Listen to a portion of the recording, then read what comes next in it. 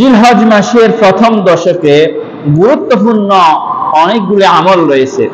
আল্লাহ রাসূল সাল্লাল্লাহু আলাইহি ওয়াসাল্লাম হাদিসের মধ্যে বলেছেন, এই দশকের আমল অন্যান্য সকল আমলের চাইতে আল্লাহর কাছে অনেক অনেক প্রিয়। হাদিস থেকে আমরা জেনে নেই, عن عبد الله بن عباس رضي الله عنه ما من عمل أزكى عند الله ولا أعظم أجرا من خير يعمله في عشر الأضحى قيل ولا الجهاد في سبيل الله قال ولا الجهاد في سبيل الله إلا رجل خرج بنفسه وماله فلم يرجع من ذلك بشيء। হযরত আব্দুল্লাহ ইবনে আব্বাস রাদিয়াল্লাহু আনহু থেকে বর্ণিত, তিনি বলছেন, জিলহজ মাসের প্রথম দশকের এমন কিছু গুরুত্বপূর্ণ আমল রয়েছে যে আমলগুলি আজকা ইনদাল্লাহ, আল্লাহর কাছে অধিক প্রিয়, ওয়ালা আ'যামা আজরা, যে আমলগুলির চাইতে পুরস্কার যোগ্য কোনো আমল আর হতে পারে না, অধিক প্রিয় কোনো আমল আর হতে পারে না।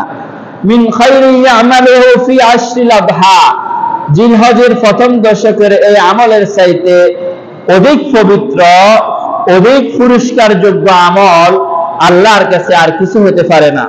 সাহাবায়ে কেরাম জিজ্ঞেস করলেন, ওয়ালাল জিহাদ ফি সাবিলিল্লাহ, ওগো আল্লাহর নবী, জিহাদ হচ্ছে সর্বাধিক গুরুত্বপূর্ণ, পুরস্কার যোগ্য, প্রিয় আমল আল্লাহর কাছে, এই জিহাদের চাইতে কি প্রিয়?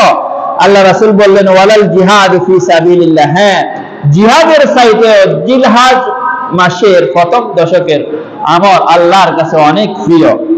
তবে ইল্লা রাজুলুন খরাজা বিনাফসিহি ওয়া মালিহি, তবে যে লোকটা আল্লাহর পথে নিজের জান এবং মাল, নিজের দেহ এবং ধন সম্পদ নিয়ে বের হয়ে গিয়েছে, যে আল্লাহর জন্য, আল্লাহর পথে খরচ করবে, আল্লাহর দ্বীন কায়েমের জন্য খরচ করবে, এই ব্যক্তির বিষয়টা আলাদা, এই ব্যক্তির পুরস্কার অনেক প্রিয়।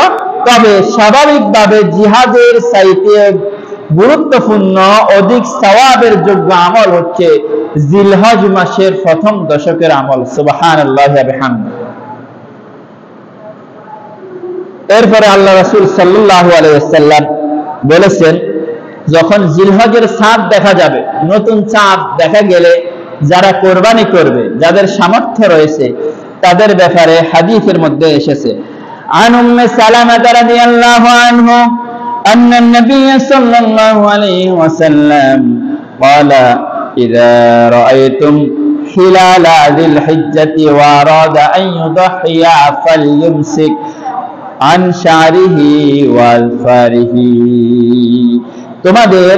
তোমরা যখন জিলহজের নতুন চাঁদ দেখবে, ওয়ারাদা আন ইউদাহিয়া, আর কোরবানি দেওয়ার ইচ্ছা পোষণ করবে, চাঁদটা তোমরা দেখেছো, কোরবানি দেওয়ারও ইচ্ছা আছে, পশু কেনার ইচ্ছা আছে, ফালইউমসিক, এই ব্যক্তি যাতে করে ধরে রাখে, না কাটে, আন শারিহি, তার চুলগুলি, তার নখগুলি, ওয়ালফারিহি, তার চুল, নখ, তার পশমগুলি না কেটে এই 10 দিন ধরে রাখবে। 10 দিনের পূর্বে পরিষ্কার পরিচ্ছন্ন হয়ে যাবে।